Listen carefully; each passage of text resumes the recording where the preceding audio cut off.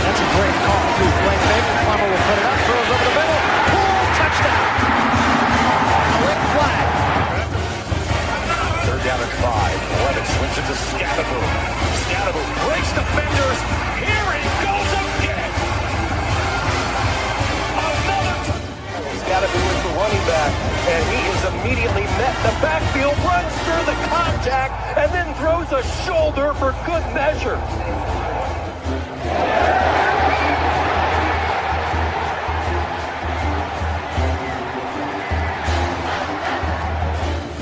On this defense here. That is true. High in the air. Right center field. Brandon Compton. Welcome to 2025. This one the other way. Still going back. That's the drag. Walks up and down. Edwards pulls off and buries it. Richardson drives out for Robbie Ryan. Her three right on the money.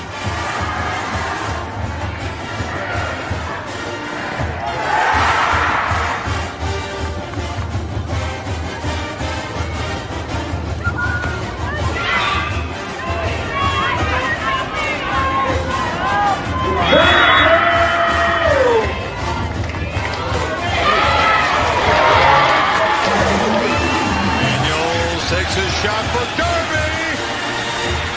Flag out. Doesn't matter. Touchdown.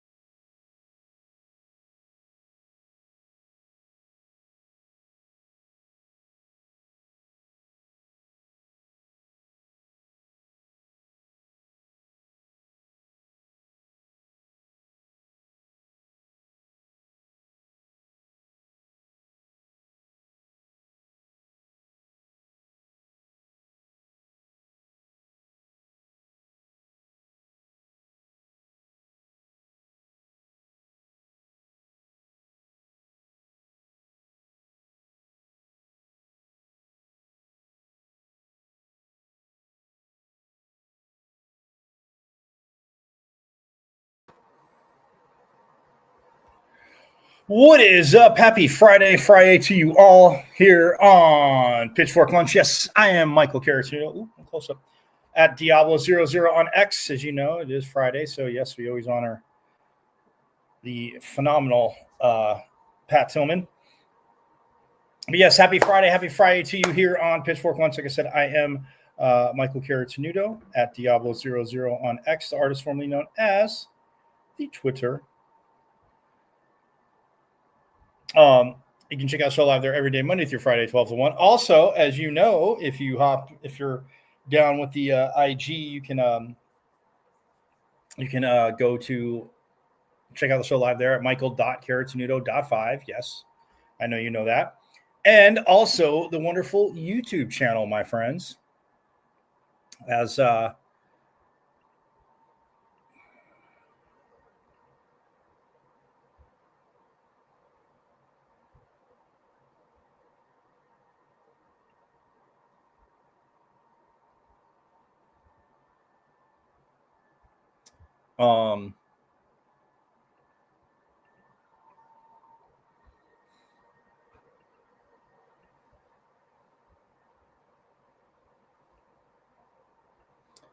yes, so you can go to YouTube, which is a very good thing.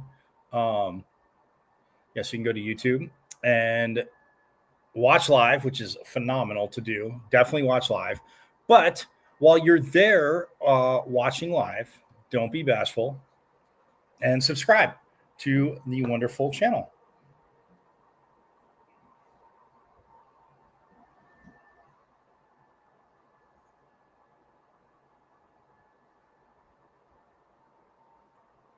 As you will be able to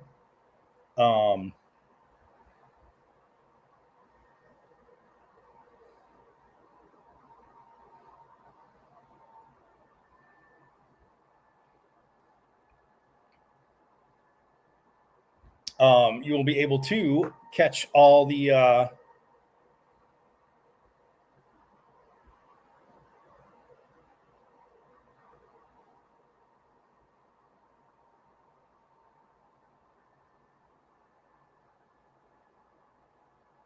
also, as you know, yes, you'll be able to catch all the shows that you've missed, whether it be season 1, season 2, season 3 now, as we're rolling into season 3 here. And you can most definitely catch up. Like I said, there's binge watching, which again is always awesome. So you can binge watch season 1, season 2, get caught up, because again, I've had a plethora of phenomenal Sun Devil guests and con reviews, as we call them here, with coaches, players, voices, insiders, alum, a phenomenal athletic director who hopefully not hopefully, we'll have him on again, but got to see when we can do that. And or trying to lock it down, as again, a little bit of a busy guy, right? As we all know. So we always greatly appreciate the time that Graham Rossini is able to give us here on Pitchfork Lunch. So that being said, but yeah, subscribe to the YouTube channel. And all you do is go to YouTube. You see my name, Michael Caratino, but it's at M as in Michael, V as in Victory, C as in Champ, 005, at MVC005 on YouTube, guys. And subscribe, because I'm telling you, there's a little bit that you missed. So again, you can get all caught up, and then when people come on and we're having conversations, we're like, oh, why didn't they talk about that? Well, now that we can't bring certain things up again, but that would be kind of stale and dry. So got to move forward and keep connecting dots, but you will understand as to why. So just go to YouTube again, and you go to my page. It's at M as in Michael, V as in Victory, C as in Champ, 005, at MVC005 on YouTube, and subscribe. Like I said, because there is a lot there. And man, plus and bringing you Sunday around Sun Devil Nation. I mean, there's a lot to catch up on, but you'll be in the know, and you know how great Sun Devil Nation is. So that being said,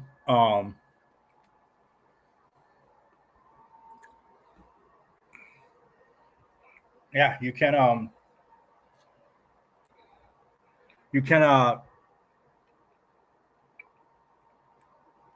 like I said, watch live shows and then just get caught up. So miss nothing else here from season 3 and get caught up. I'd say I get caught up today and tomorrow, but there's some awesome games to go to tonight and all that good stuff. So, but yes, YouTube at M as in Michael, V as in Victory, C as in Champ, 005 at MVC005 on YouTube, and subscribe away. So volleyball moves up to 5-1, and their 5th win. Man, the Texas State Invitational, they took on Texas State. It went 5 sets, my friends, and the Devils took it in the 5th. But man, I mean, and you talk about just an insanely phenomenal match. If you guys didn't get a chance to check it out on ESPN Plus, it would be in demand. It'll be on demand there. I'm 99% sure it's on demand. Sometimes you don't see them, but if you go back and watch, man, you talk about an insane set. Texas State took the first set 26-24. Now, you volleyball aficionados know it is best 3 out of 5, as we all know. It is best 3 out of 5 up to up to 25. Got to win by 2. Best 3 out of 5. If it goes to the 5th set, up to 15. Still got to win by 2. But so we get a bonus volleyball in the first set, which Texas State, the home team, wins 26-24. Then the second set, again, you don't want to go down 2-0 ever really, but from a strategy point, but on the road, it is a Texas State tournament, so it is a home game for them, obviously. But so we got a tease of a bonus volleyball in the first set. In the second set, right, we get more bonus volleyball. The Devils take it 30-28. Absolutely phenomenal. The third set, Texas State, well, no bonus volleyball. They take it 25-20. The Devils respond. Coach Van Yellen's team, you know, again, heavyweight fight, middle of the ring. Coach Van Yellen's teams are going to sit there and throw the haymakers back and forth. So the fourth set goes to the Devils, 25-19. Then in the 5th set, up to 15, got to win by 2. The Devils, and look, they didn't cruise to the full victory, but they cruised in the 5th set because they take it by a 6-point cushion, 15-9. The Devils take it. And, man,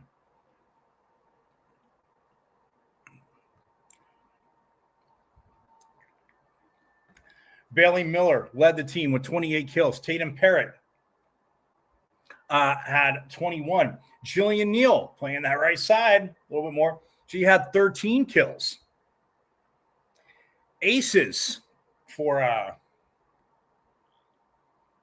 ASU had 7 on the match, and Texas had 4, but the 7 aces. We look at Bryn Colville had 3. Colby Neal had 2. Faith Frame and Sydney Harvey each had 1. Blocks, Ella Lamangora led. Ella Lamangora, Tatum Parrott, and Colby Neal each had 3. Assists, Bryn Colville, 29. Again, playing that two-setter, formation attack. I guess formation is the best way to say it, playing the 6-2. But Bryn Colville had 29 assists, and Sydney Henry had 28 assists. Faith Frame had 8. And then Diggs, Bailey Miller, wasn't just killing it, led the team in digs with 18. Bryn Colville had 14, and Faith Frame had 12 for the Devils. So, again, very exciting. We'll get a little bit more into the numbers in a little bit, but just wanted to share that with you. Again, it's a phenomenal 5-set victory, and now they are taking on. Actually, they're taking on Incarnate Word right now, and it is not listed on ESPN Plus, but no, I'm going to have to follow live stats so I can keep you guys informed. But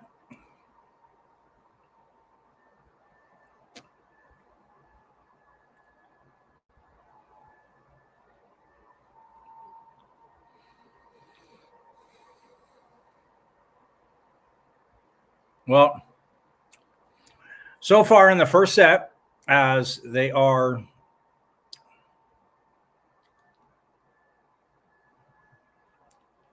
taking on Incarnate Word, by the way.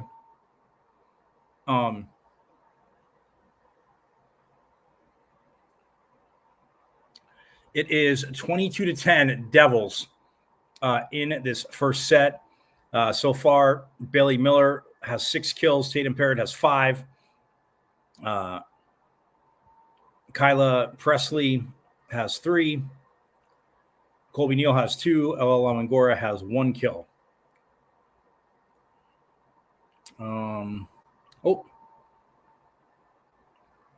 Colby Neal also has an ace. It's a lone ace so far.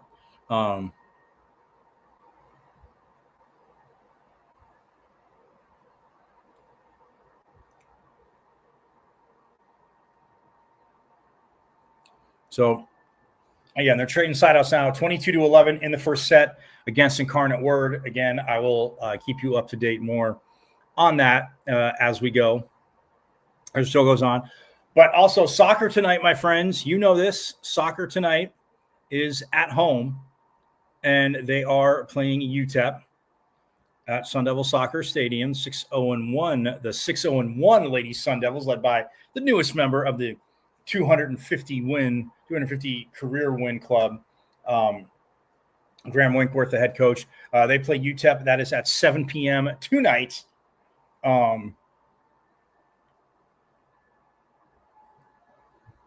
Yeah, that's at 7 p.m. tonight. Sun Devil Soccer Stadium. That is on ESPN Plus if you can't get out there. And the theme of tonight is World Cup night. So, or no, I'm sorry. That's not. That's what?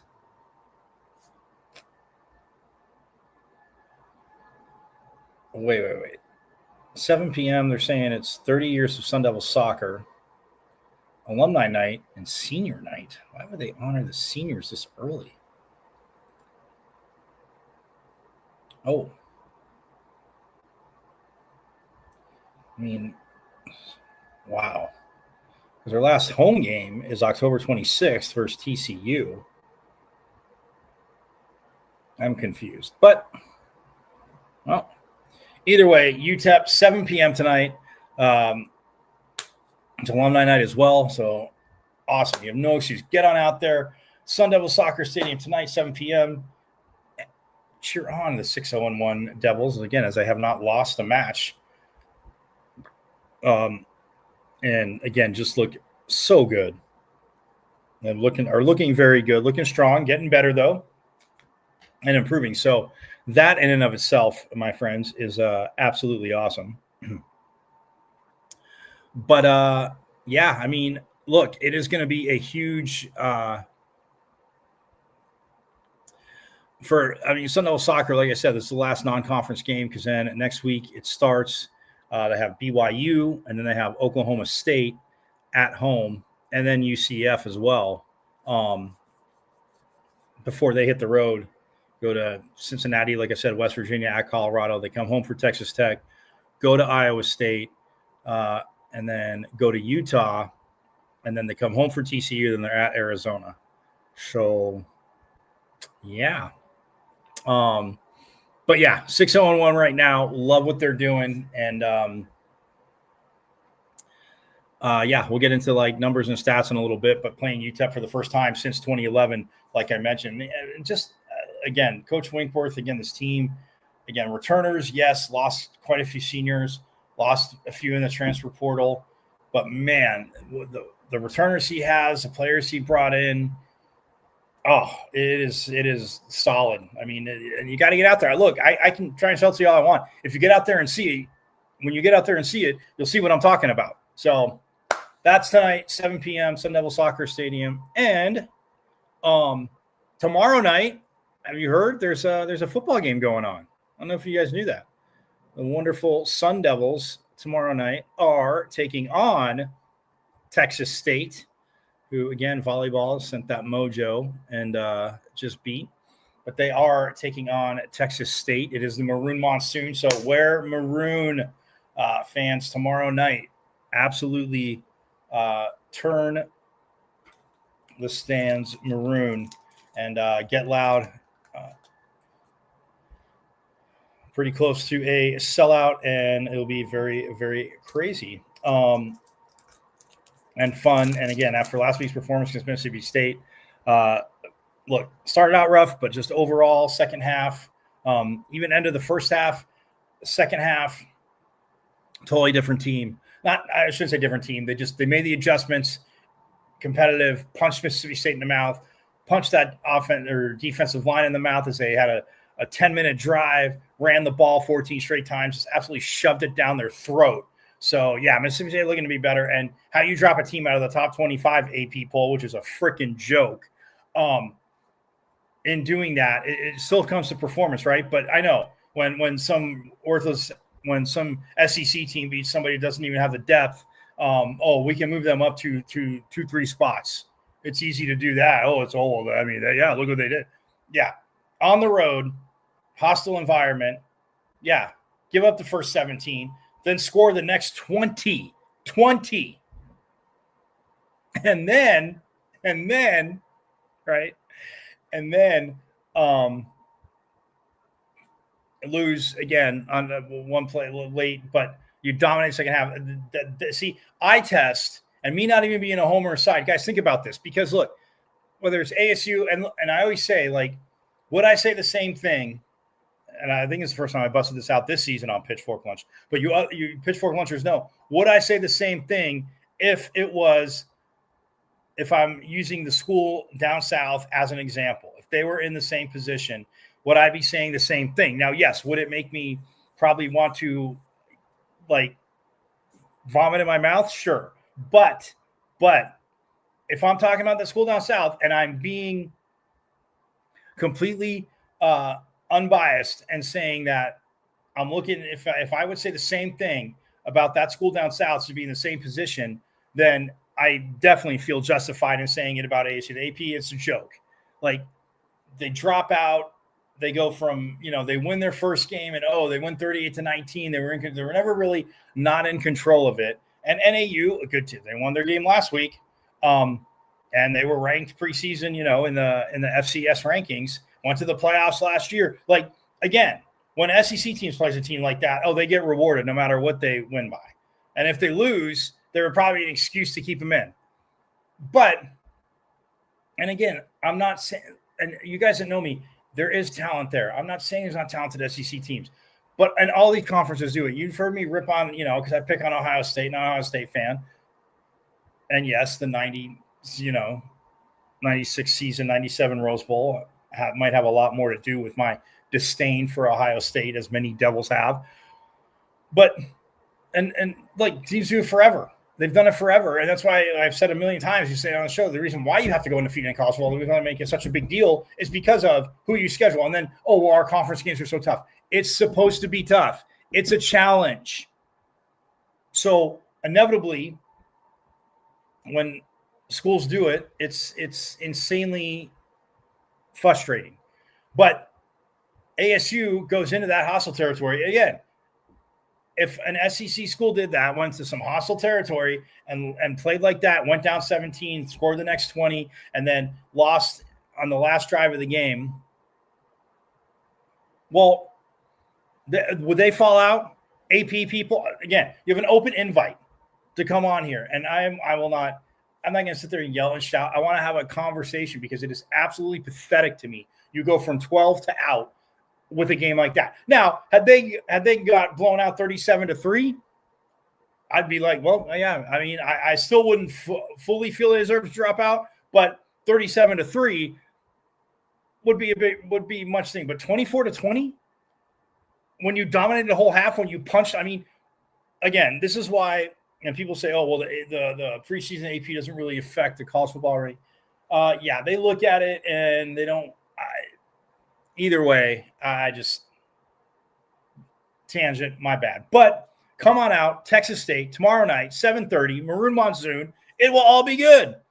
And again, a sellout, loud, the food. Again, guys, I mean, I played it on the show, like the things new at Mount America Stadium, the food, absolutely phenomenal. And again, themed games and stuff like that with the food, they're mixing it up. They've done such a phenomenal job with that. So again, get on out, get loud, wear maroon, and let's cheer the Devils. Let's cheer the Devils on, get loud, and it's going to be tough. It's going to be a challenge, but they get back into the win column. Well, there you go. And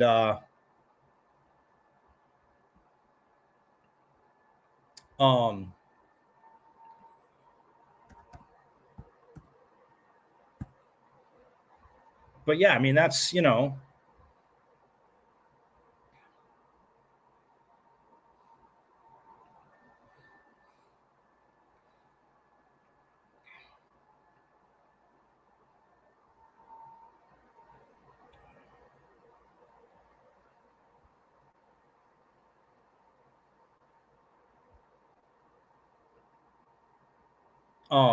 I mean, so it's, like I said, it's huge.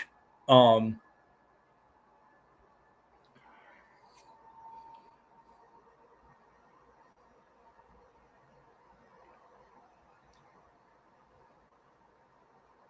mean, Texas State is 2-0, guys. We're going to break. Just want to mention that. They beat Eastern Michigan 52-27, and then they held on. It was a shootout with UTSA 43-36. But again, 2-0 coming in. Devils are 1-1, man. They need to look. And like I said, everything, all the points I said about following the AP, again, you got to take care of it on the field. But this depth, this talent, what we've seen on the field can do it. So, Texas State, the Bobcats are 2-0. And they are in the Sun Belt, by the way, conference. But yeah, they're 2-0, and coming to Tempe. So very, very stoked. Again, to see what they could do, and I'll go over other Big 12 games later. But hey, we're going to step aside real quick. When we come back, like I promised, we are going to hear from Sun Devil defensive coordinator Brian Ward.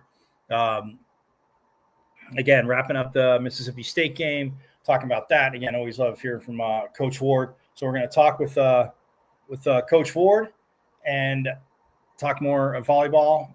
And so I'll let you know how volleyball's doing, give you an update on that. And as they take on Incarnate Word after beating Texas State in 5 yesterday in their tournament. So again, absolutely huge win there for the reigning Big 12 champs. Let's address them properly. And talk volleyball and a little more soccer. But when we get back, we'll hear from Sun Devil defensive coordinator Brian Ward here on Pitchfork Lunch.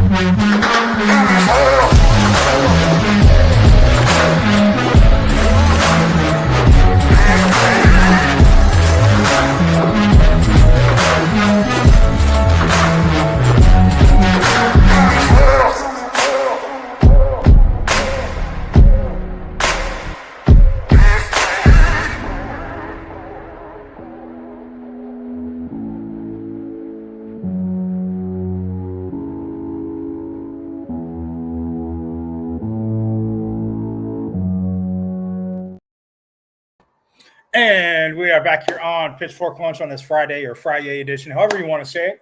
I am Michael Carasino at Diablo00 on X, artistly known as the Twitter. Check it out live there every day, Monday through Friday, 12 to 1, along with my IG, michael.carasino.5, the YouTube channel, which you can watch live on, but you need to subscribe to as well.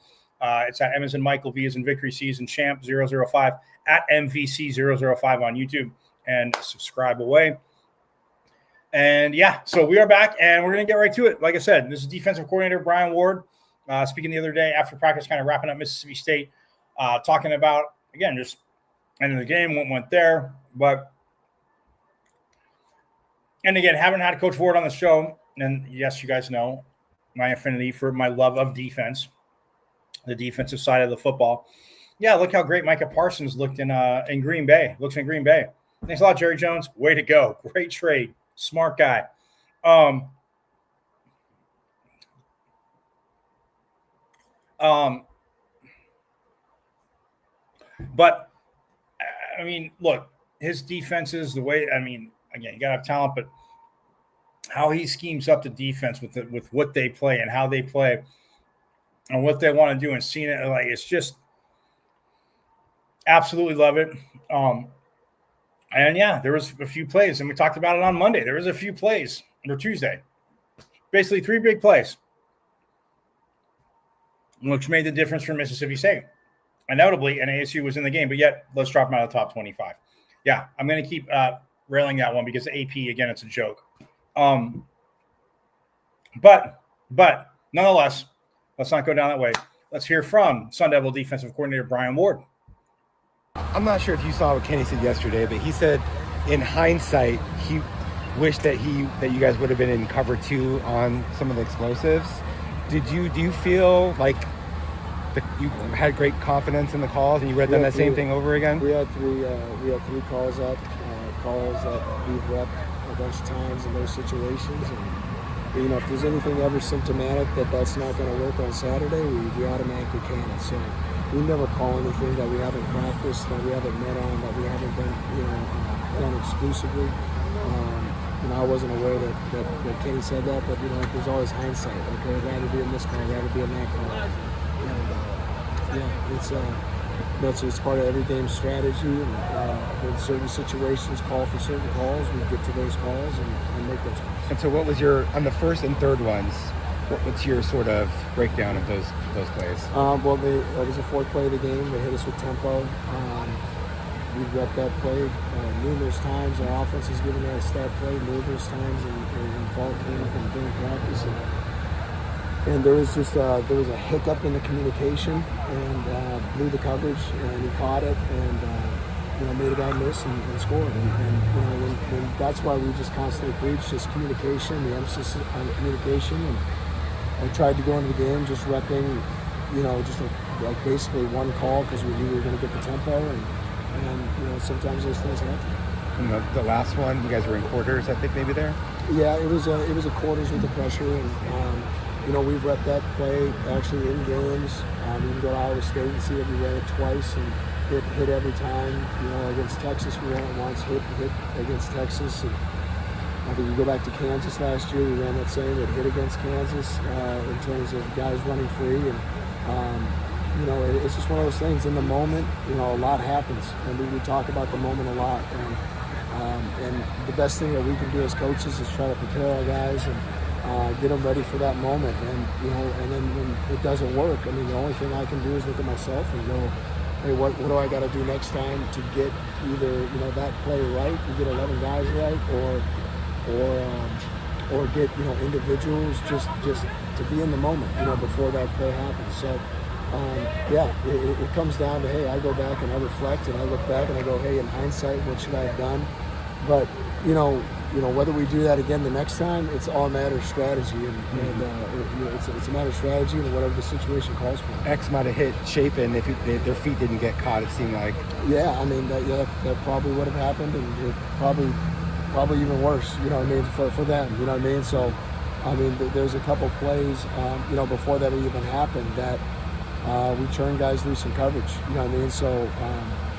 And that play was symptomatic of what already happened during the series. So I don't want to stay in some of those same calls. And whenever I see something not working, I get to something else. I'm not going to keep, calling the same play, expecting different results. That's the definition of madness, right? Yeah. You want to get to something else. So,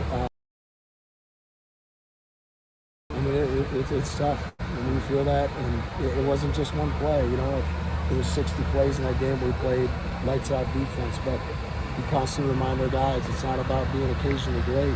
We got to be consistently good, and being good on defense is about the body of work. You can't play 8 bad plays, and 5 of those plays weren't very good, but we didn't have to pay the ultimate price for them. But 3 of them, and again, that goes back. I go back to the drawing board, and I first look at myself, and I go, hey, how can I make sure that situation doesn't happen again?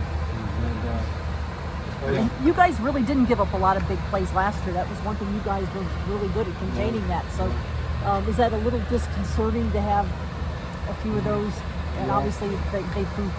Well, our goal is to hold teams. Excuse my voice is gone.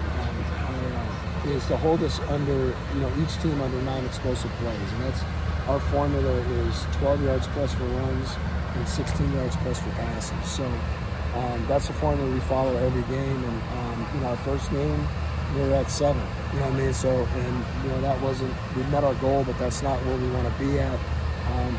We gave up 4 explosives against Mississippi State, but 3 went for touchdowns. And so, our whole deal is if we get explosives, that's okay. It gets us into situations where we can execute our situation calls, and we weren't able to do it, and that was disappointing. Was the biggest positive, you think, playing in such a hostile environment on the road, and really keeping Mississippi State scoreless or holding them to a field goal for as long as you did? Is that still one positive you can take away?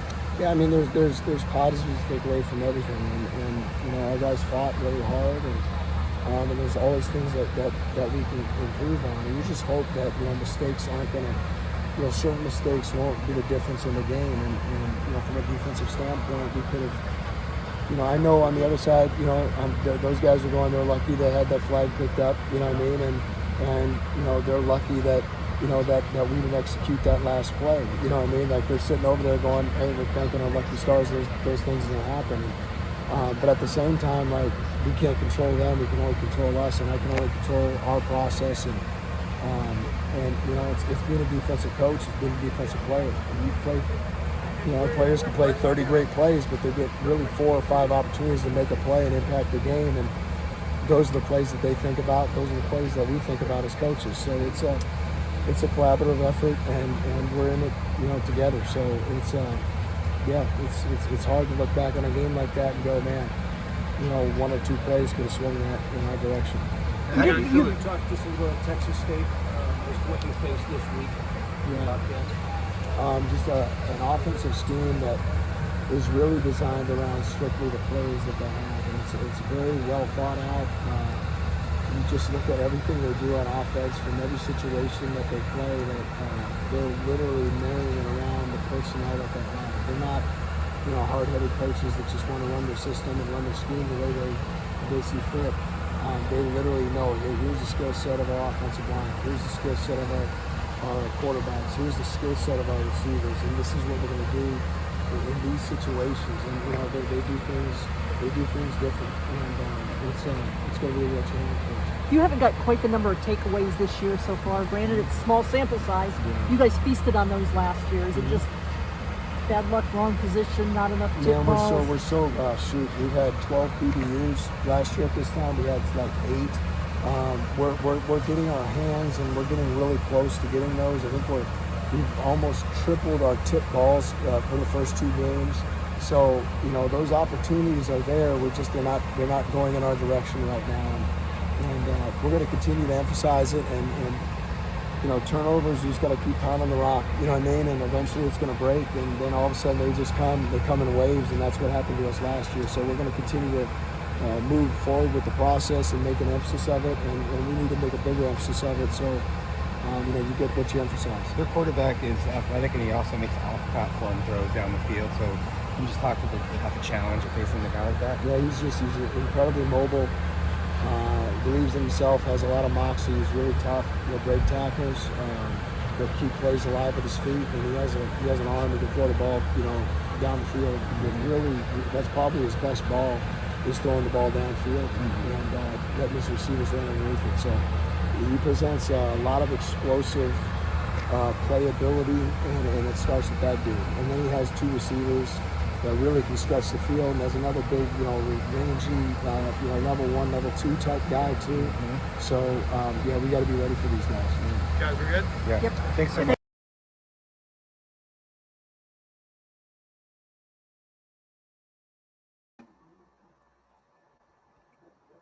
Oh, you heard him right there. Brian Ward, defensive coordinator. Yeah.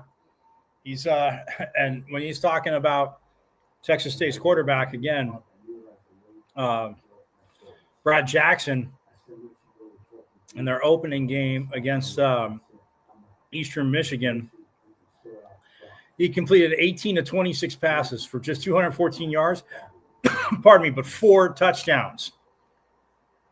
So, yeah, 4 of those 18 completions were touchdowns. And Lincoln Pare, the running back, number 7, this kid had 12 carries for 167 yards and a touchdown. And then Greg Burrell, the other running back, had 7 carries for 79 yards and a touchdown. Jalen Jenkins also got in on the action, 5 carries for 74 yards and a touchdown. But Jackson also added 10 carries for 48 yards himself. So, like Coach Ward was just saying there, he's a little he can throw the ball. Oh, and then their receiver, the 4 touchdown passes that Brad Jackson threw were all to Bo Sparks, number 11. So we need to look out for Bo Sparks, guys. No, I'm just saying, seeing going through the game, that game quickly. As I was watching, I wouldn't say how as well, like watching the game going through it, but yeah, Sparks had 7 receptions for 82 yards and all 4 of the receiving touchdowns. So yeah, Bo Sparks, number 11. That's what he did game 1. In game 2,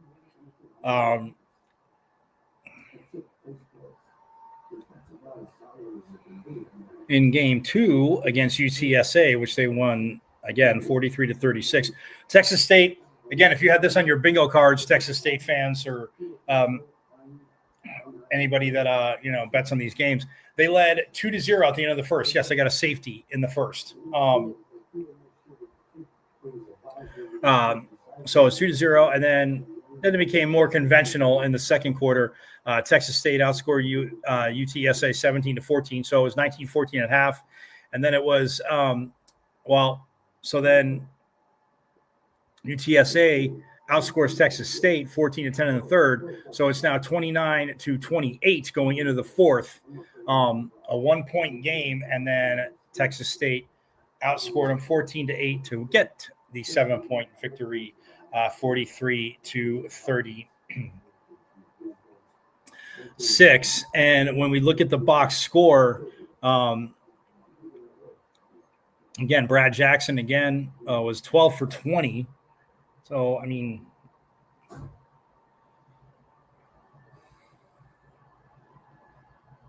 so 60% that he completed of his passes. 286 yards, 1 touchdown, but he also did throw an interception.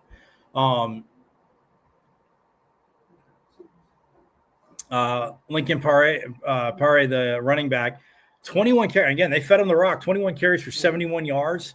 He did have a rushing touchdown. Jalen Jenkins, the other running back I mentioned, 7 carries for 52 yards and 1 rushing touchdown.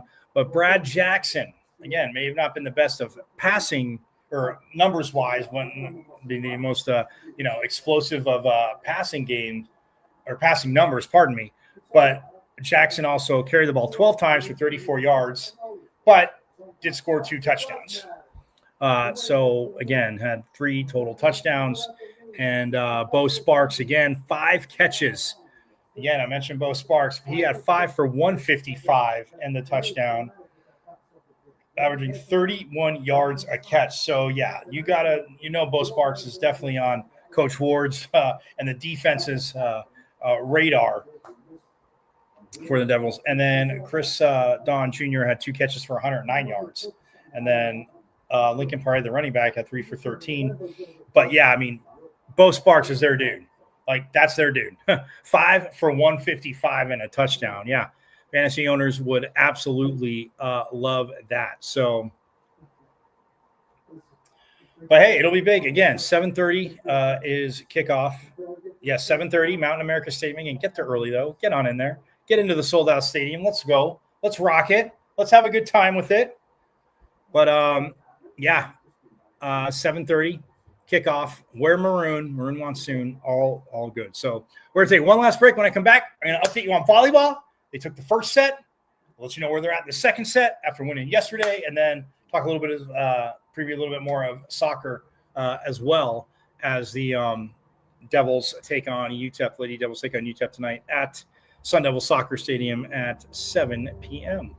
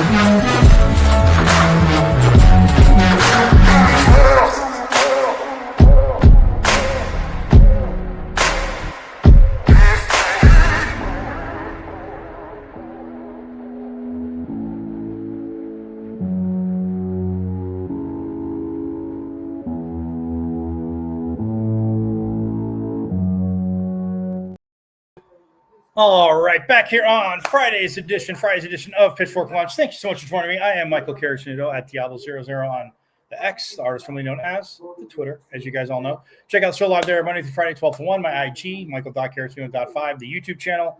Guys, watch live, but subscribe, and let me know when you subscribe as well, too. But it's at M as in Michael, V as in Victory, C as in Champ 005, at MVC005.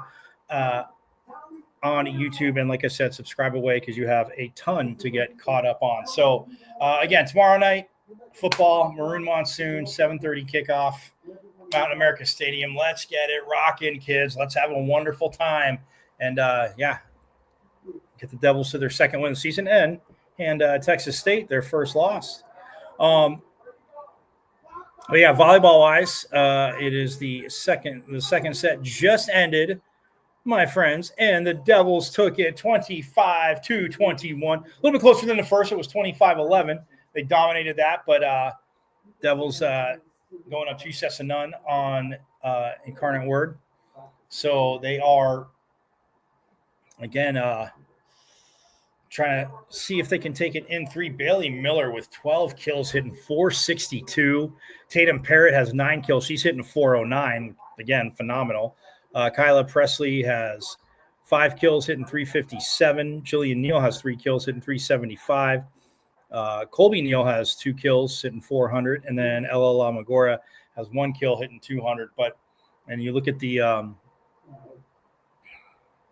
Colby Neal, though, has both aces for the team so far as the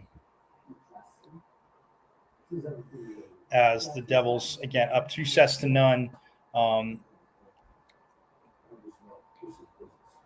As they are beat Texas State yesterday in this Texas State tournament, and yeah, they're up 2-1. So that is phenomenal. But 25 or 2-0, not 1, 2-0. 25-21 after winning in 5 yesterday. So trying to keep that magic and mojo rolling for ASU, as again they will play Texas, as you know. Remind you, they play Texas on Sunday.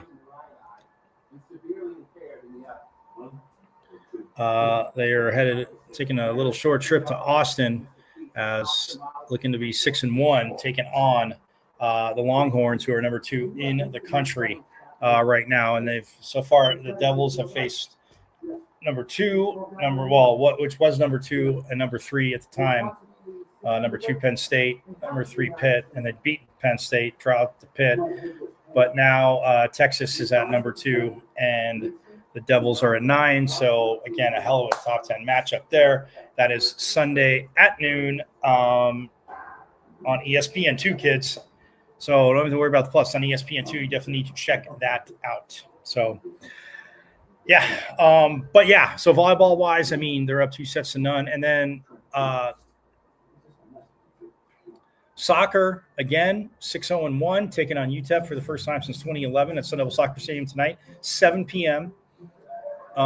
30 years of Sun Devil soccer, guys. It's awesome. Absolutely awesome.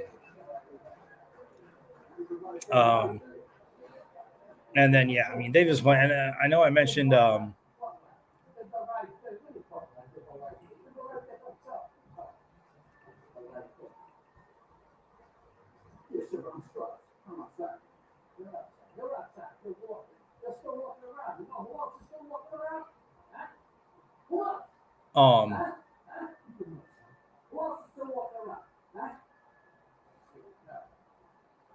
you look at, I mean, the Devils have scored 16 goals to their opponent's 3, taking 107 shots to their opponent's 70.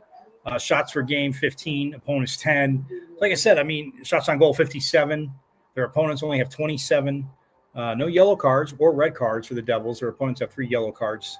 18 assists to their opponents, 4, 24 saves to their opponents, 41. Again, getting more shots on goal. So 54 fouls to their opponents, 45. And then corner kicks, 66 to their opponents, 22 as a team. I mean, when you look at it individually, though, Tatum Thomason, who, again, little consecutive game goal streak, but she leads the team with 4 goals. Sierra Bergen has 3. Both Peyton Marcise and Izzy Monik have 2. And then Miki Hayashi, Adriel Maibi, Addison Baltadano, Ava Wright, and Cameron Valladares all have 1 goal. So again, those names that I mentioned, 9 different players with goals. And I mean,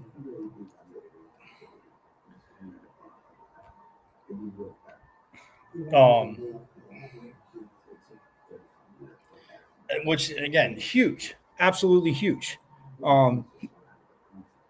And you look at assists, Valladares leads the team with 5 assists, and then both Grace Gillard and Luthi. Pardon me. I know I was going for the Ibiza pronunciation for those of you that have been to Spain and Ibiza. But Lucy Fazackerly has 2 assists, as does Grace Gillard. But yeah, I mean, again, it's the ball's moving, the speed on the outside, how they're playing. Oh, and then, by the way, I mentioned the goal numbers. Let's get to that. For Pauline Nellis, she's played 7 games, started 7 games. She's only allowed 3 goals in 614 minutes. Yeah, 3 goals in 614 minutes. Goals allowed is at 0.44, which is just insane. 23 saves, 6 wins, no losses, 1 draw. 4 shutouts, kids. 4 already, and they're 6-0-1. So, yeah. In 7 games, 4 shutouts. and allows a goal pretty much every 200 minutes. Which, yeah, again, Coach Winkworth said on the show, but yeah, sign me up for that. If that is my goalie, definitely sign me up, because the defense is playing good in front of her, but if there's a issue, if there's a breakdown, like, she's phenomenal. She's absolutely phenomenal. So, yeah, but that is at 7 p.m. tonight, Sun Devil Soccer Stadium. Guys, get on out there, as I'll be enjoying the game as well. So,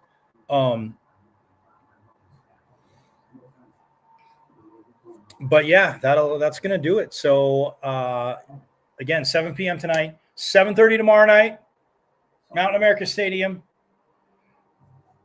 You can see this man's phenomenal statue for Pat's Run. 7:30 p.m. tomorrow night, and 7 p.m. tonight, though, soccer, women's soccer. 7:30 tomorrow night, football. And then Sunday at 2 p.m.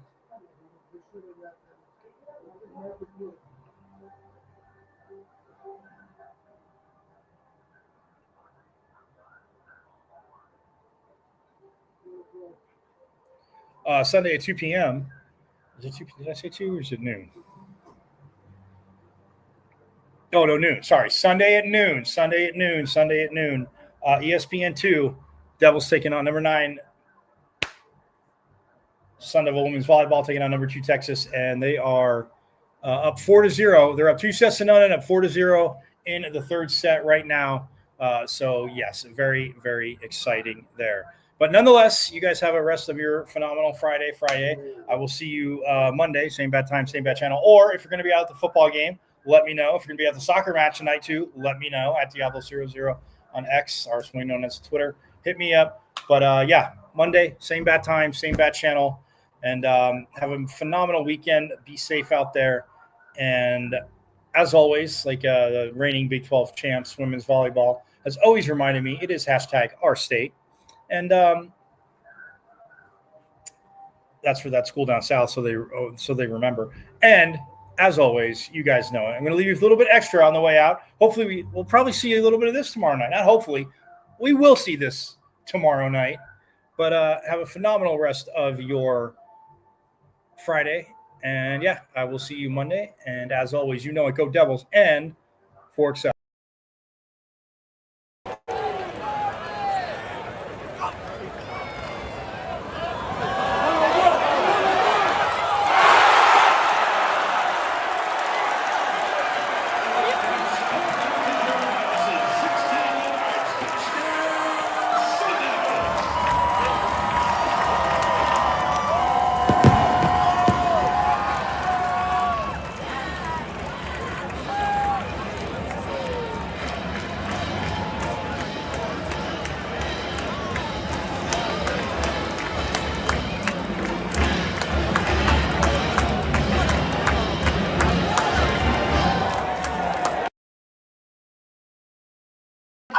Arizona State. Right. I'm a Sun Devil, man. The 27-yard line. That's a great call. Play fake. Plummer will put it up. Throws over the middle. Pool. Touchdown. Quick flag. Third down and 5. Levitt swings it to Scatterboom. Scatterboom breaks defenders. Here he goes again. Scatterboom is the running back, and he is immediately met in the backfield, runs through the contact, and then throws a shoulder for good measure.